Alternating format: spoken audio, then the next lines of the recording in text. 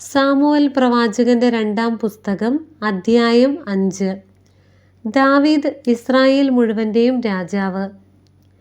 Israel ഗോത്രങ്ങൾ ഹെബ്രോണിൽ ദാവീദിന്റെ അടുത്തു വന്നു പറഞ്ഞു, ഞങ്ങൾ നിന്റെ അസ്ഥിയും മാംസവുമാണ്. സാവൂൾ ഞങ്ങളുടെ രാജാവായിരുന്നപ്പോൾ പോലും നീയത്രേ ഇസ്രായേലിനെ നയിച്ചത്.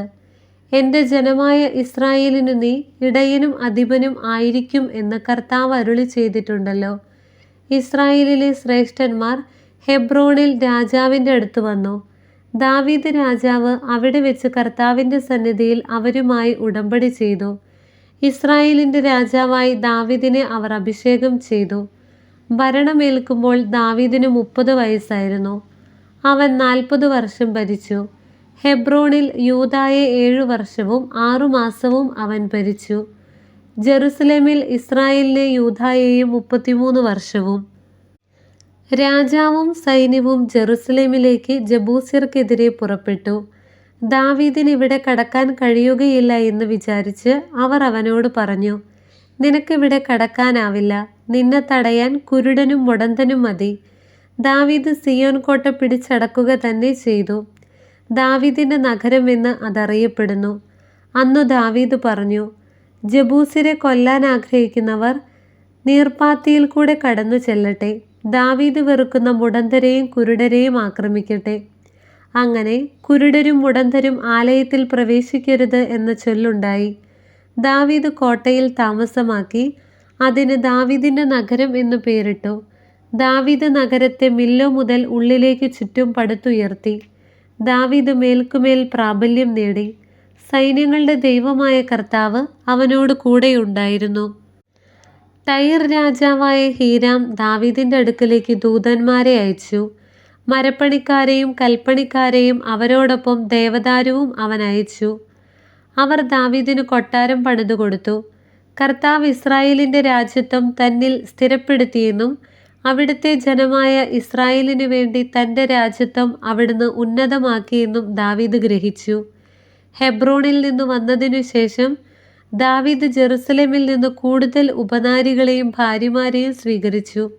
അവന് കൂടുതൽ പുത്രന്മാർ ജനിക്കുകയും ചെയ്തു. ജെറുസലേമിൽ വെച്ച് അവനു ജനിച്ചവർ ഇവരാണ്: ശമ്മൂവ, ശോബാബ്, നാദാൻ, സോളമൻ, ഇബ്ഹാർ, എലിശുവ, നെഫെഗ്, ജാഫിയ, എലിശാമ, എലിയാദ, എലിഫെലെത്ത്. ഫിലിസ്ത്യരെ തോൽപ്പിക്കുന്നു. ഇസ്രായേലിന്റെ രാജാവായി ദാവീദ് അഭിഷേകം ചെയ്യപ്പെട്ടുവെന്ന് കേട്ടപ്പോൾ ഫിലിസ്ത്യർ അവനെതിരെ പുറപ്പെട്ടു. അതു കേട്ട് ദാവീദ് കോട്ടയ്ക്കുള്ളിൽ അഭയം പ്രാപിച്ചു. ഫിലിസ്ത്യർ റെഫായിം താഴ്വരയിൽ പാളയമടിച്ചു. ദാവീദ് കർത്താവിനോട് ആരാഞ്ഞു, ഫിലിസ്ത്യർക്കെതിരെ ഞാൻ പുറപ്പെടണമോ? അവരെ അങ്ങ് എൻ്റെ കയ്യിൽ ഏൽപ്പിച്ചു തരുമോ? പുറപ്പെടുക, ഫിലിസ്ത്യരെ തീർച്ചയായും ഞാൻ നിന്റെ കയ്യിൽ ഏൽപ്പിക്കും. കർത്താവ് ദാവീദിനോട് അരുളി ചെയ്തു. ദാവീദ് ബാൽപെരാസിമിൽ വെച്ച് അവരെ തോൽപ്പിച്ചു.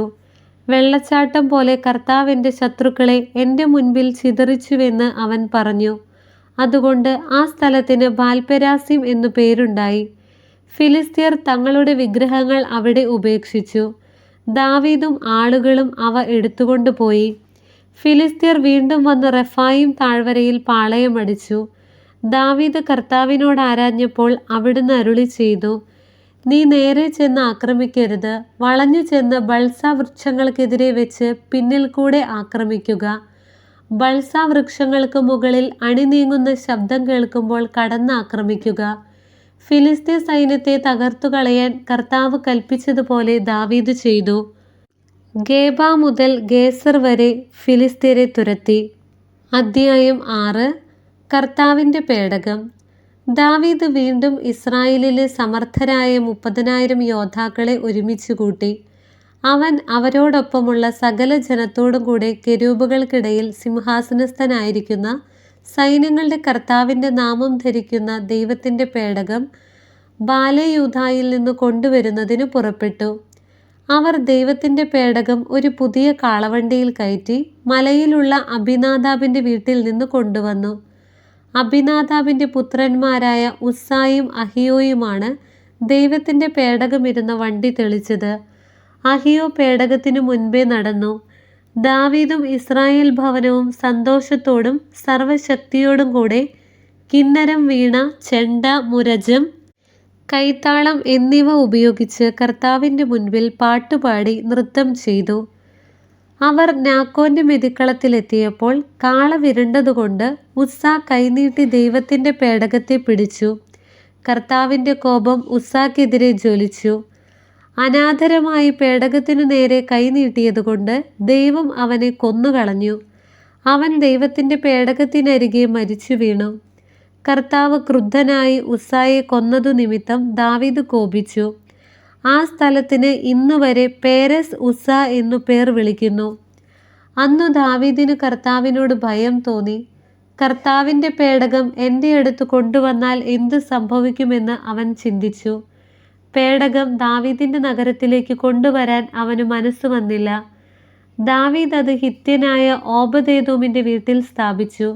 കർത്താവിൻ്റെ പേടകം അവിടെ 3 മാസം ഇരുന്നു. കർത്താവ് ഓബദേദോമിനെയും കുടുംബത്തെയും അനുഗ്രഹിച്ചു. ദൈവത്തിൻ്റെ പേടകം നിമിത്തം കർത്താവ് ഓബദേദോമിൻ്റെ കുടുംബത്തെയും അവനുള്ള സകലത്തെയും അനുഗ്രഹിച്ചു എന്ന് ദാവീദ് അറിഞ്ഞു. അതുകൊണ്ട് ദാവീദ് ദൈവത്തിൻ്റെ പേടകം അവിടെ നിന്ന് ദാവീദിൻ്റെ നഗരത്തിലേക്ക് സന്തോഷപൂർവ്വം കൊണ്ടുവന്നു. കർത്താവിൻ്റെ പേടകം വഹിച്ചിരുന്നവർ 6 ചുവട് നടന്നപ്പോൾ അവനൊരു കാളയെയും തടിച്ച കിടാവിനെയും ബലി കഴിച്ചു. ദാവീദ് കർത്താവിൻ്റെ മുൻപാകെ സർവശക്തിയോടും കൂടി നൃത്തം ചെയ്തു. ചണനൂൽ കൊണ്ടുള്ള ഒരു അരക്കച്ച മാത്രമേ അവൻ ധരിച്ചിരുന്നുള്ളൂ. അങ്ങനെ ദാവീദും ഇസ്രായേൽ ഭവനവും ആർപ്പ് വിളിച്ചും കാഹളം മുഴക്കിയും കർത്താവിൻ്റെ പേടകം കൊണ്ടുവന്നു. കർത്താവിൻ്റെ പേടകം ദാവീദിൻ്റെ നഗരത്തിലേക്ക് പ്രവേശിക്കുമ്പോൾ സാവൂളിൻ്റെ മകൾ മിഖാൽ ജനലിൽ കൂടെ നോക്കി. ദാവീദ് രാജാവ് കർത്താവിൻ്റെ മുൻപിൽ തുള്ളിച്ചാടി നൃത്തം വയ്ക്കുന്നത് കണ്ടു. അവൾക്ക് നിന്ന തോന്നി. അവർ കർത്താവിൻ്റെ പേടകം കൊണ്ടുവന്ന് ദാവീദ് പ്രത്യേകം നിർമ്മിച്ചിരുന്ന കൂടാരത്തിനുള്ളിൽ അതിൻ്റെ സ്ഥാനത്ത് പ്രതിഷ്ഠിച്ചു. ദാവീദ് കർത്താവിൻ്റെ മുൻപിൽ ദഹനബലികളും സമാധാന ബലികളും അർപ്പിച്ചു. അർപ്പണം കഴിഞ്ഞപ്പോൾ ദാവീദ് സൈന്യങ്ങളുടെ കർത്താവിൻ്റെ നാമത്തിൽ ജനങ്ങളെ അനുഗ്രഹിച്ചു.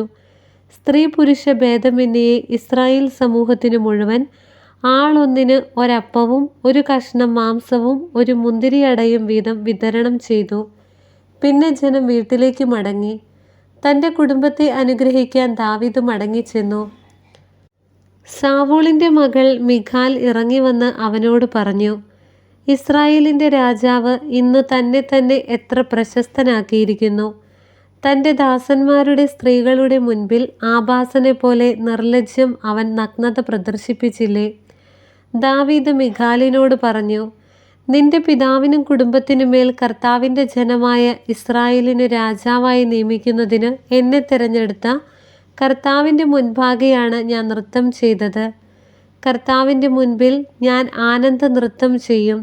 അതെ, കർത്താവിൻ്റെ മഹത്വത്തിന് ഞാൻ നിന്റെ മുൻപിൽ ഇതിൽ കൂടുതൽ അധിക്ഷേപാർഹനും നിന്ദ്യനുമാകും.